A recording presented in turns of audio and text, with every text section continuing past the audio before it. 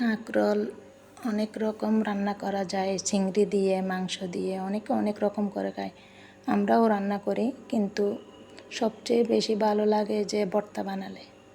শুকনো মরিচ একটু সরিষার তেল দিয়ে বুনে তারপর যদি ভর্তা বানাই অনেক মজা হয়। রান্না করার চেয়ে ভর্তা অনেক মজা, শুধু একটু জানতে হয় আর কি।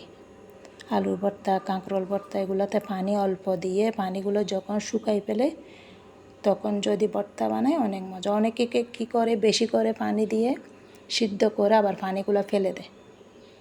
এগুলার চেয়ে আমি অল্প পানি দিয়ে যেন কাঁকরোলের পর্যন্ত হয়ে যায়, ফেলতে না হয় পানি, এইভাবে যদি রান্না করে কাঁকরোল অনেক ভর্তা মজা। একবার ট্রাই করে দেখলে বুঝতে পারবে সবাই কি মজা। ওটা রান্নার চেয়ে ভর্তাটা অনেক মজা হয়।